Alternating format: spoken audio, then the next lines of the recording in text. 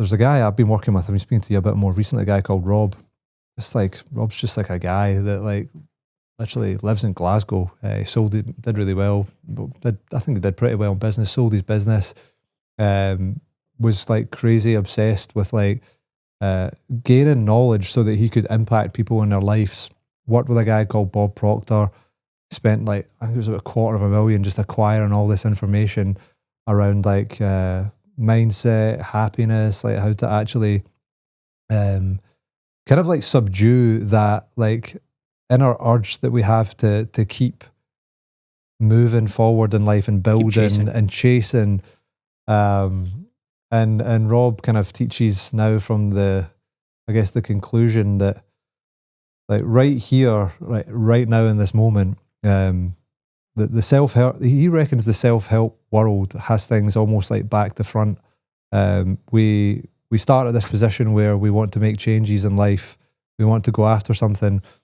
And 95%, I think, of what's out there to, help people or to, guide people, I think is honestly based off that presumption. What if we've actually got it back to front and that already right here, right now, before you could go and do anything or have done anything, you are actually inherently fulfilled? How would that change the journey that you're about to go on? How would that change your relationship to the striving that is going to happen? Because like in order to build something, you have to strive. But, being able to take a step back from that, when things do get stressful, to step back into, I guess, like the source of your power, your well-being, where you're, where I think so many of us place the power in the outcome. When I get to that point, when I exit the business, when I finally get 100K followers or find the relationship, you think it belongs there. Your mind convinces you that it belongs there. But actually, maybe it's closer to home than that, and that's maybe a little bit of maybe an optical illusion, you could call it.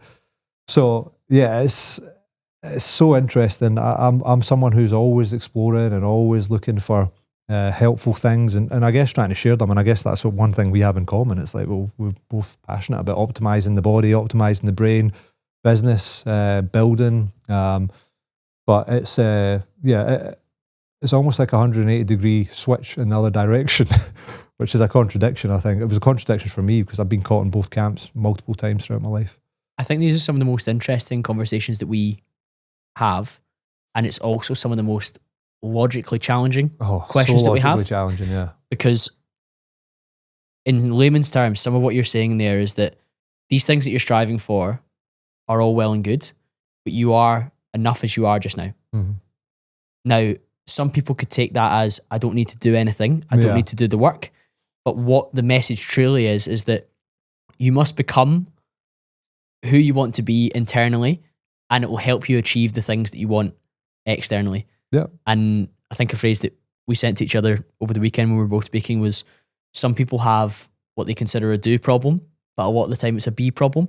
So it's like, who are you fundamentally rather than what you do? And that sounds like we've maybe been having a lot of psychedelics to get to that point.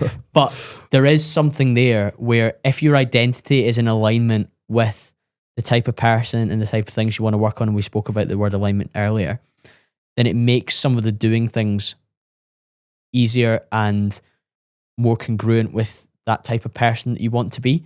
And again, if people are really struggling with that, rewind and re-listen, because sometimes it's not about effort or strategy.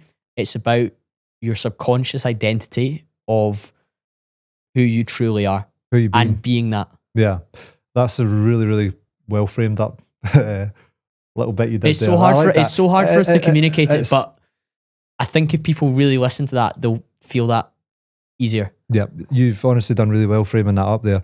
But it's like, I often think back to like all the things in my life, whether they mean good or bad. If I look at some of the biggest achievements, like there has literally been this like shift in identity that's taken place where I have like at some point in time, I have stepped into this new identity, this kind of idea or this image that I've held in my awareness. I've stepped into it more of the time, and then all of a sudden, that was who I started to become. I was talking to you earlier on about the rugby thing, and one of my favourite rugby players used to watch, and I literally would just watch him on YouTube. But this was back when YouTube was just probably kicking off, but the footage was there, and I had this desire and I had this dream and love of wanting to become a rugby player, and I would watch him because he inspired me, and I would feel that was me who was doing the thing that he was doing on the field that inspired me.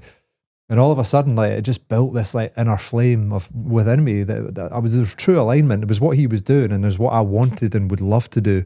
And it was almost like it became me, and things started to kind of unfold off the back of it. And I love the saying, like, I can't remember who said it, but it's like what was it again? It's like, to become wealthy, or become truly rich, you have to become like rich before you actually get rich. Yep. And it's the same thing we're talking about here. You have to become wealthy in the mind to become wealthy in money terms. Yeah. And like, you still can like not be wealthy internally and get really rich. But the whole thing that is, I guess, attempted to be highlighted here is that, well, how does one path compare to the other when it's the ease of one path, and then the striving and like the, you know, you don't have to look far nowadays on social media and places like that. You know, there's everybody wants to become, and, you know, it's trying to sort of aggrandize themselves, and, you know, I think a term I would use, Adam, is validate. Validate is a really good word, you know, like. And I do think there's value in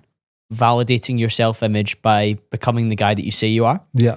But again, difficult for me to say because people have heard me trying to push them to do great things on the podcast and encourage them to take action. But you may well be enough as you are just now.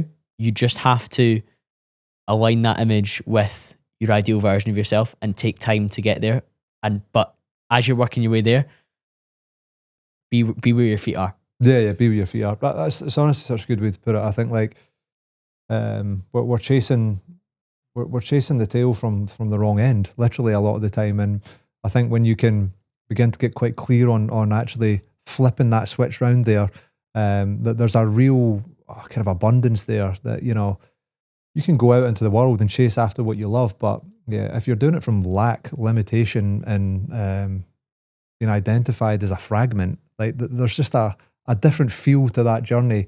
Whereas I think like something that's massively helped me, and you know, the whole transition out of rugby, and even at difficult times through my career, difficult times in my life, is that, you know, that teaching of, I guess, like the having that self-awareness there and digging down a little bit underneath the surface to see, well, what's actually going on here? Like, you know, who am I? Like, am I confused about who I am? Or, you know, and answering that question, it's been powerful. So, yeah, shout out Rob Begg. He's a pretty incredible guy. Yeah, since you started working with him, and I think you were introduced him by Fergus Scott as well. Fergus was literally like on me for 2 years. Like, you need to speak to this guy. You need to go and speak to him.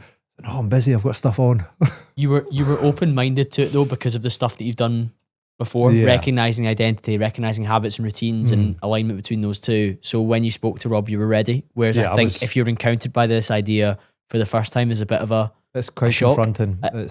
I've introduced ideas around identity with some of the sales guys that I coach, actually, because when I spoke about moving from insurance into furniture, I was told that you can earn 6 figures of commission here if you deliver 7 figures of revenue.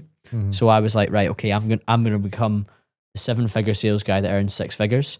So I had to match my habits, my behaviors and routines in terms of how many calls I was making, how many meetings I was holding, how good my product knowledge was, how resilient was I, how well could I communicate. And I had to become that guy, but I had to act like that guy before I became that guy. So you spoke about stepping into that new identity. You have to delude yourself to some degree. That's right. But again, we have so much faith in the past and future stories that it's very confrontational to actually, it's not deluding yourself, but it's telling yourself the story that you want to, it's telling yourself what you want to be. Like, that's essentially what it is.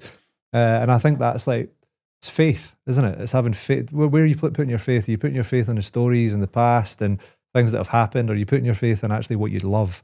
Because that's what we are. I hope you enjoyed that clip. For more on my channel, hit the link just here, subscribe, and you can enjoy the full episode.